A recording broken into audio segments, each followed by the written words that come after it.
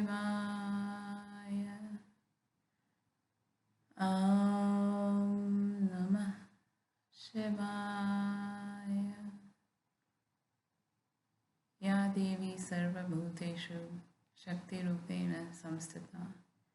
Namastasyai, Namastasyai, Namastasyai, Namo Namaha.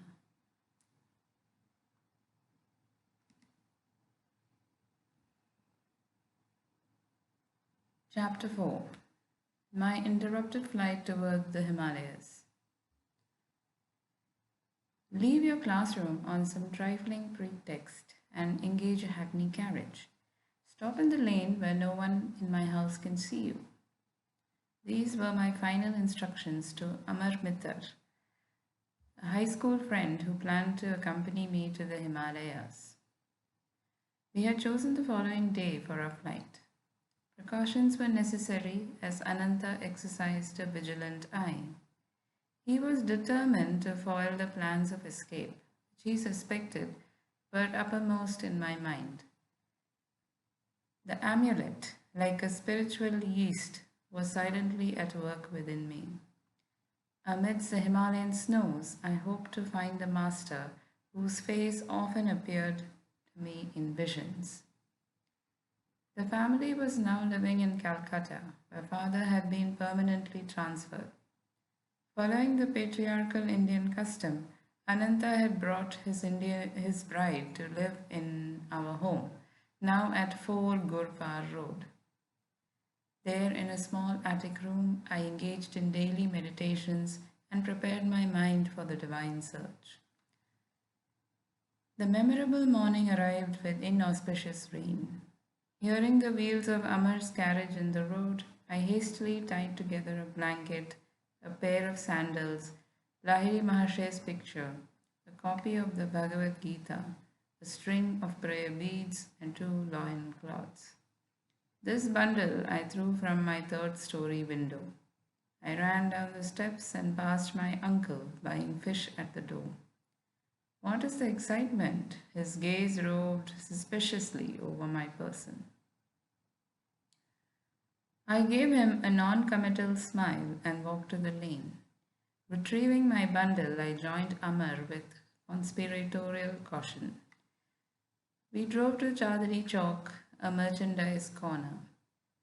For months we had been saving our tiffin money to buy English clothes. Knowing that my clever brother could easily play the part of a detective, we thought to outfit him by European garb. On the way to the station, we stopped for my cousin Jatin Ghosh, whom I called Jatinda.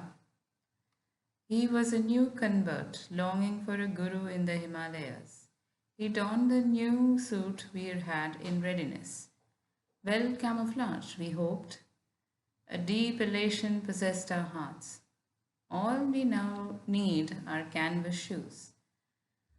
I led my companions to a shop displaying rubber-soled footwear. Articles of leather gotten only through the slaughter of animals must be absent on this holy trip. I halted on the street to remove the leather cover from my Bhagavad Gita and the leather straps from my English-made sola topi or helmet.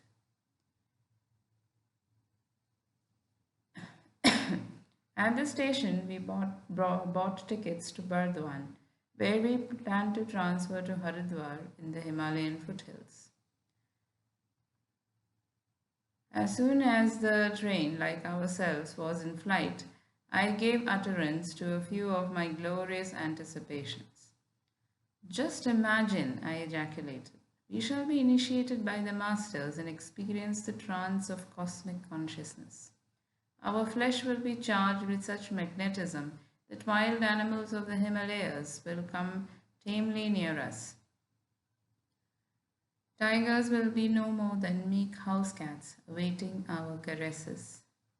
This remark, picturing a prospect I considered entrancing, both metaphorically and literally, brought an enthusiastic smile from Amar. But Jatinda averted his gaze, directing it through the window at the scampering landscape. Let the money be divided in 3 portions. Jatinda broke a long silence with the suggestion. Each of us should buy his own ticket at Bardwan. Thus, no one at the station will surmise that we are running away together. I unsuspectingly agreed. At dusk, our train stopped at Bardwan. Jatinda entered the ticket office. Amar and I sat on the platform. We waited 15 minutes, then made unavailing inquiries. Searching in all directions, we shouted Jatinda's name with the urgency of fright. But he had faded into the dark unknown surrounding the little station. I was completely unnerved, shocked to a peculiar numbness. That God would countenance this depressing episode. The romantic occasion of my first carefully planned flight after him was cruelly marred. Amar, we must return home. I was weeping like a child. Jatinda's careless departure is an ill omen. This trip is doomed to failure. Is this your love for the Lord? Can't you stand the little test of a treacherous companion? Through Amar's suggestion of a divine test, my heart steadied itself. We refreshed ourselves with famous Bardwan sweetmeats, Sita Bhog, food for the goddess, and Moti Chur, nuggets of sweet pearl. In a few hours, we entrained for Hardwar near Bareilly. Changing trains at Mughal Sarai, we discussed a vital matter as we waited on the platform. Amar, we may soon be closely questioned by railroad officials. I am not underrating my brother's ingenuity. No matter what the outcome, I will not speak untruth. All I ask of you, Mukunda, is to keep still. Don't laugh or grin while I am talking. At this moment, a European station agent accosted me. He waved a telegram whose import I immediately grasped. Are you running away from home in anger? No. I was glad his choice of words permitted me to make emphatic reply. Not anger, but the divinest melancholy was responsible, I knew, for my unconventional behavior. The official then turned to Amar. The duel of wits that followed hardly permitted me to maintain the counseled stoic gravity. Where is the third boy? The man injected a full ring of authority into his voice. Come on, speak the truth. Sir, I notice you're wearing eyeglasses. Can't you see that we are only two? Amar smiled impudently. I'm not a magician. I can't conjure up a third companion. The official, noticeably disconcerted by this impertinence, sought a new field of attack. What is your name? I am called Thomas. I am the son of an English mother and a converted Christian Indian father. What is your friend's name? I call him Thompson. By this time, my inward mirth had reached a zenith. I unceremoniously made for the train, whistling for departure. Amar followed with the official, who was credulous and obliging enough to put us into a European compartment. It evidently pained him to think that two half-English boys travelling in this section allotted to natives. After his polite exit, I lay back on the seat and laughed uncontrollably. My friend wore an expression of blithe satisfaction at having outwitted a veteran European official. On the platform, I had contrived to read the telegram. From my brother, it went thus: 3 Bengali boys in English clothes running away from home toward Hardwar via Mughal Sarai. Please detain them until my arrival. Ample reward for your services. Amar, I told you not to leave marked timetables in your home. My glance was reproachful. Brother must have found one there. My friend sheepishly acknowledged the thrust. We halted briefly in Bareilly, where Dwarka Prasad awaited us with a telegram from Ananta. My old friend tried valiantly to detain us. I convinced him that our flight had not been undertaken lightly. On a previous occasion, Dwarka refused my invitation to set forth to the Himalayas.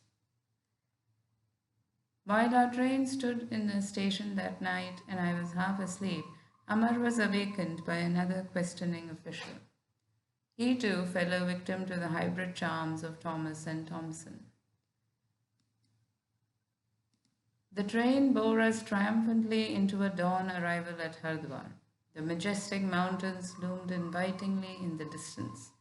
We dashed through the station and entered the freedom of city crowds.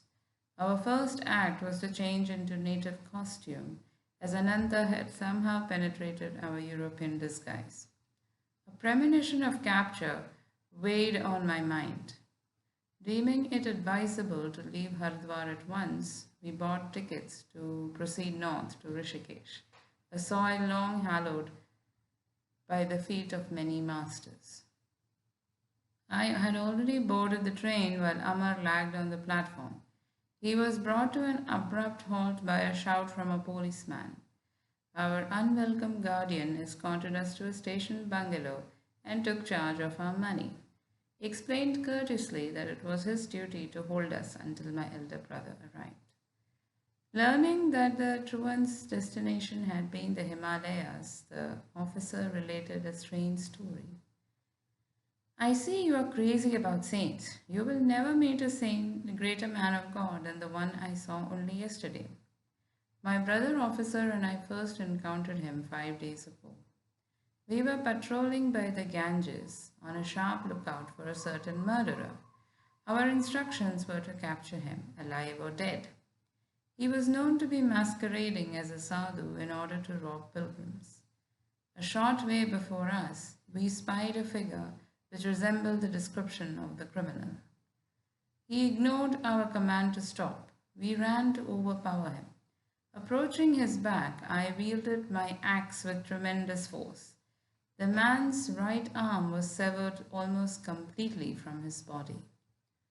Without outcry or any glance at the ghastly wound, the stranger astonishingly continued his swift pace. As we jumped in front of him, he spoke quietly. I am not the murderer you are seeking. I was deeply mortified to see I had injured the person of a divine looking sage. Prostrating myself at his feet, I implored his pardon and offered my turban cloth to staunch the heavy spurts of blood. Son, that was just an understandable mistake on your part. The saint regarded me kindly. Run along and don't reproach yourself. The beloved mother is taking care of me. He pushed his dangling arm into its stump, and lo, it adhered. The blood inexplicably ceased to flow. Come to me under yonder tree in 3 days, and you will find me fully healed. Thus, you will feel no remorse.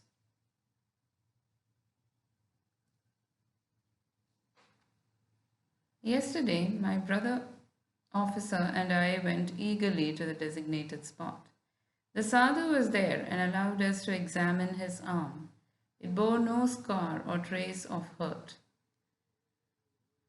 I am going via Rishikesh to the Himalayan solitudes. He blessed us as he departed quickly. I feel that my life has been uplifted through his sanctity. The officer concluded with a pious ejaculation. His experience had obviously moved him beyond his usual depths. With an impressive gesture, he handed me a printed clipping about the miracle.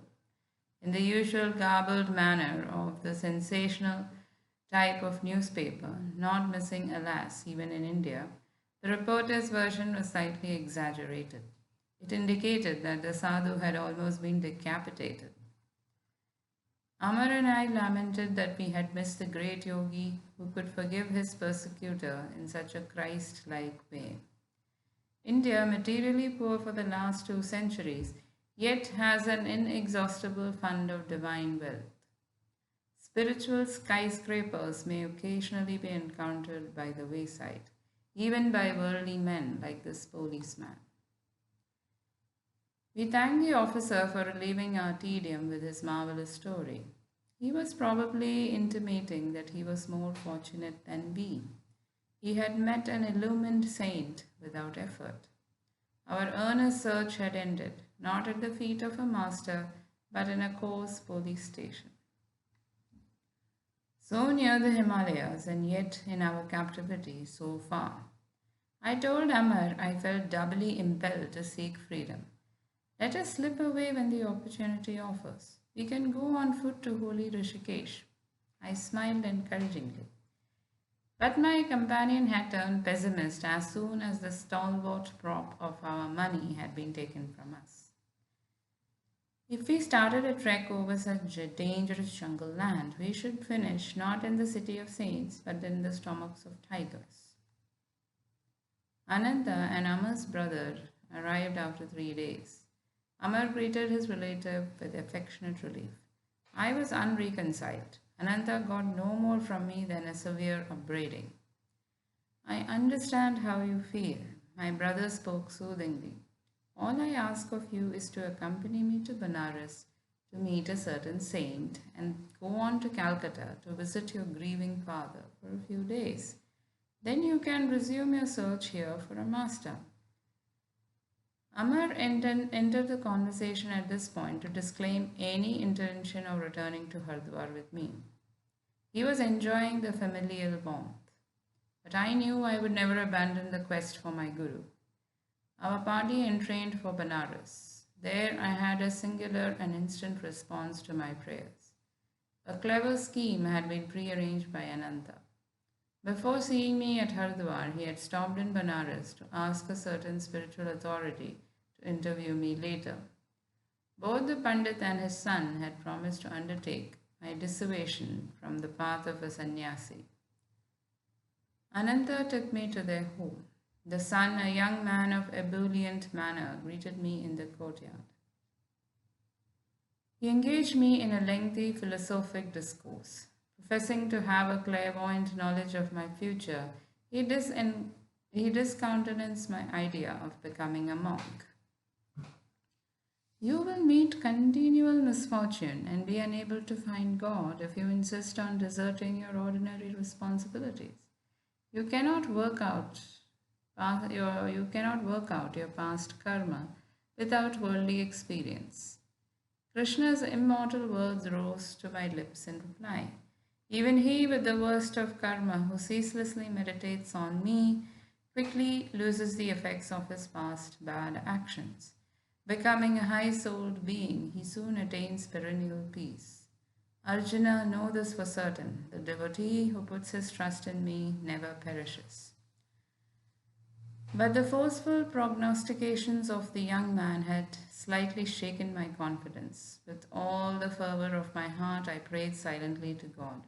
Please solve my bewilderment and answer me right here and now, if thou dost desire me to lead the life of a renunciate or a worldly man. I noticed a sadhu of noble countenance standing just outside the compound of the Pandit's house. Evidently, he had overheard the spirited conversation between the self-styled clairvoyant and myself, for the stranger called me to his side. I felt a tremendous power flowing from his calm eyes. Son, don't listen to that ignoramus. In response to your prayer, the Lord tells me to assure you that your sole path in this world is that of the renunciate. With astonishment as well as gratitude, I smiled happily at this decisive message. Come away from that man. The ignoramus was calling me from the courtyard. My saintly guide raised his hand in blessing and slowly departed. That sadhu is just as crazy as you are. It was the hoary-headed Pandit who made this charming observation. He and his son were gazing at me lugubriously. I heard that he too had left his home in a vague search of God. I turned away. To Ananta, I remarked that I would not engage in further discussion with our hosts. My brother agreed to an immediate departure. We soon entrained for Calcutta. Mr. Detective, how did you discover I had fled with 2 companions? I vented my lively curiosity to Ananta during our homeward journey. He smiled mischievously. At your school, I found that Amar had left his classroom and had not returned. I went to his home the next morning and unearthed a marked timetable. Amar's father was just leaving by carriage and was talking to the coachman. My son will not ride with me to his school this morning. He has disappeared, the father moaned. I heard from a brother coachman that your son and two others, dressed in European suits, boarded the train at Howrah station. The coachman stated. They made a present of their leather shoes to the cab driver. Thus I had three clues: the timetable, the trio of boys, and the English clothing. I was listening to Ananta's disclosure with mingled mirth and vexation. Our generosity to the coachman had been slightly misplaced. Of course, I rushed to send telegrams to station officials in all the cities which Amar had underlined in the timetable. He had checked Bareilly, so I wired your friend Dwarka there. After inquiries in our Calcutta neighborhood, I learned that cousin Jotinda had been absent one night but had arrived for the home the following morning in European garb. I sought him out and invited him to dinner. He accepted, quite disarmed by my friendly manner. On the way, I led him unsuspectingly to a police station.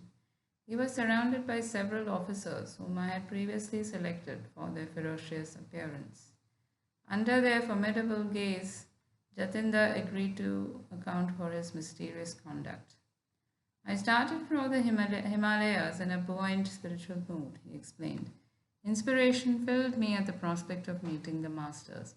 But as soon as Mukunda said, during our ecstasies in the Himalayan caves, tigers will be spellbound and sit around us like tame pussies, my spirit froze. Beads of perspiration formed on my brow. What then, I thought, if the vicious nature of the tigers be not changed through the power of a spiritual trance? Shall they treat us with the kindness of house cats? In my mind's eye, I already saw myself the compulsory inmate of some tiger's stomach, entering there not once with the whole body, but by installments of its several parts. My anger at Jatinda's banishment was evaporated in laughter. The hilarious sequel on the train was worth all the anger she had cost me. I must confess to a slight feeling of satisfaction. Jatinda, too, had not escaped an encounter with the police. Ananta, you are a born sleuth hound. My gay glance of amusement was not without some exasperation. And I shall tell Jatinda that I am glad he was prompted by no mood of treachery as it appeared, but only by the prudent instinct of self-preservation. At home in Calcutta, father touchingly requested me to curb my roving feet until at least the completion of my high school studies.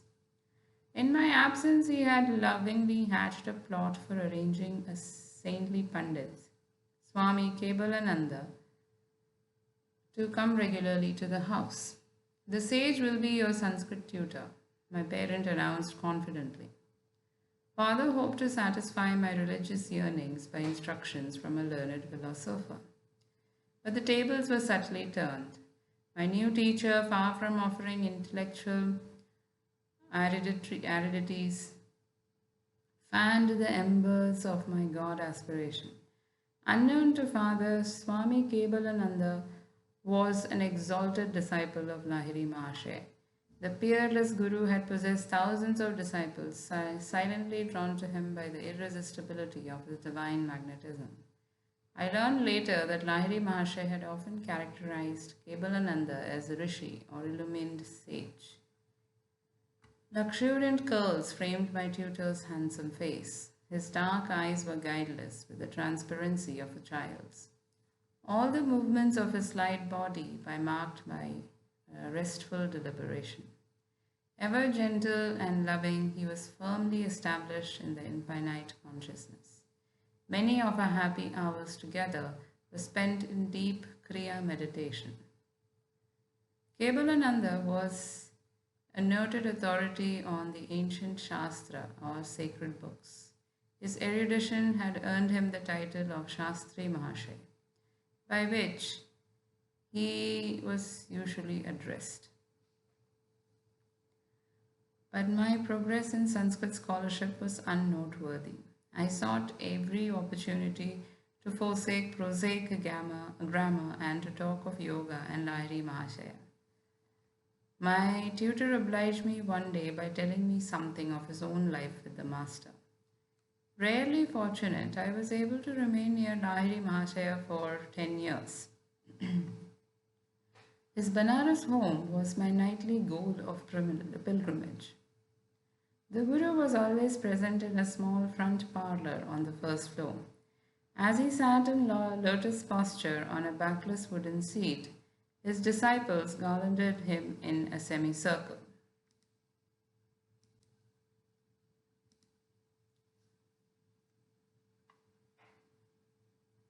His eyes sparkled and danced with the joy of the divine.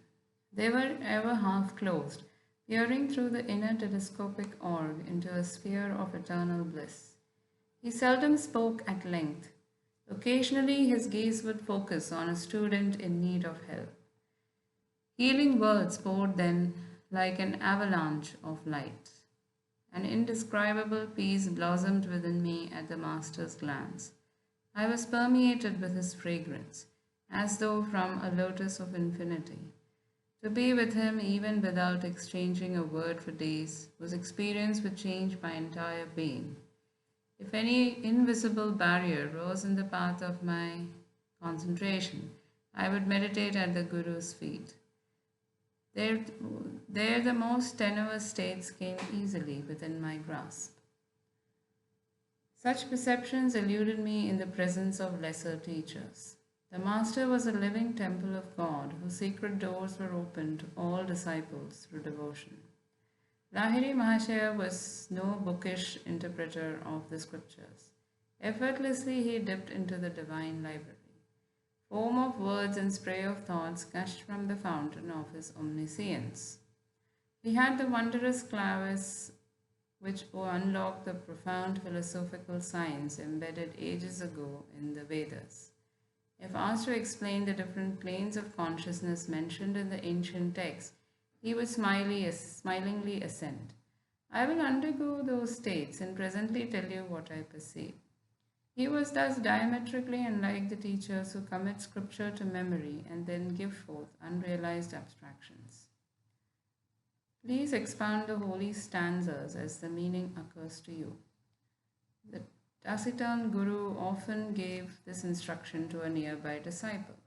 I will guide your thoughts that the right interpretation be uttered. In this way, many of Lahiri Mahashaya's perceptions came to be recorded, with voluminous commentaries by various students.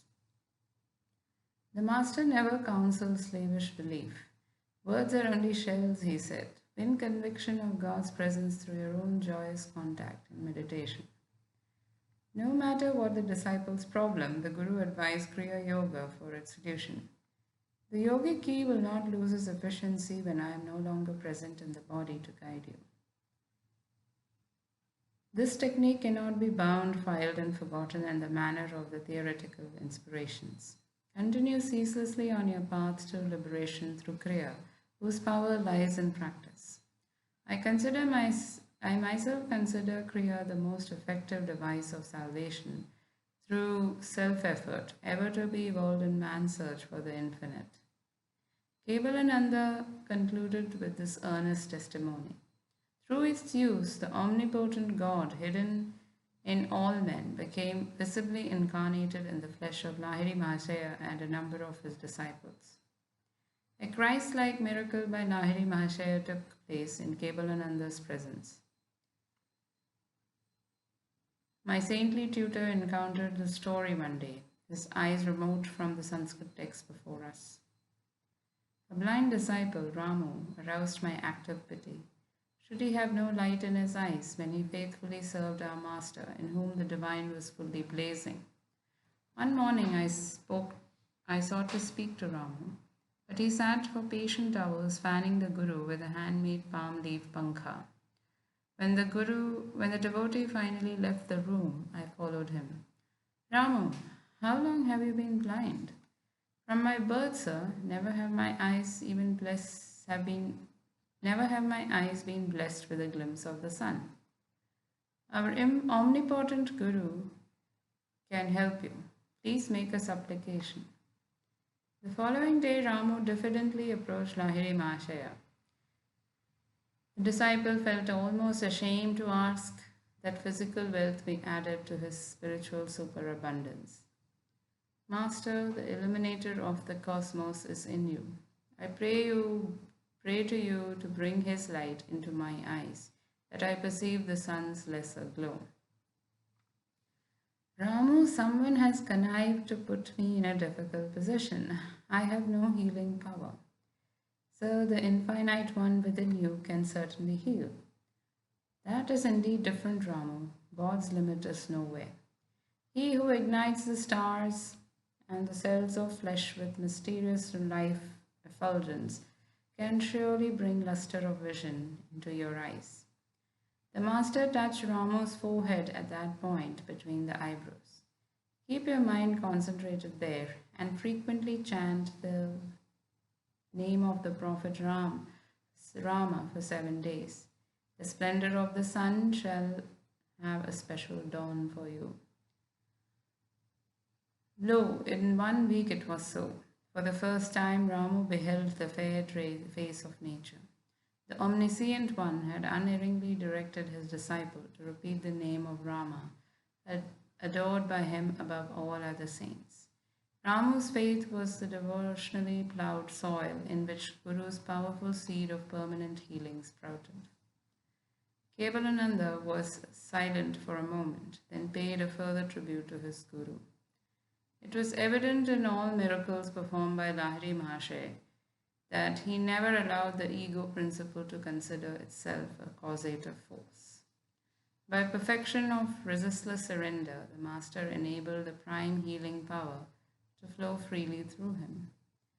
The numerous bodies which were spectacularly healed through Lahiri Mahasaya eventually had to feed the flames of cremation.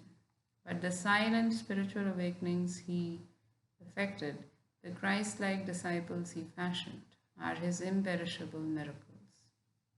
I never became a Sanskrit scholar. Kevalananda taught me a diviner syntax. End of chapter.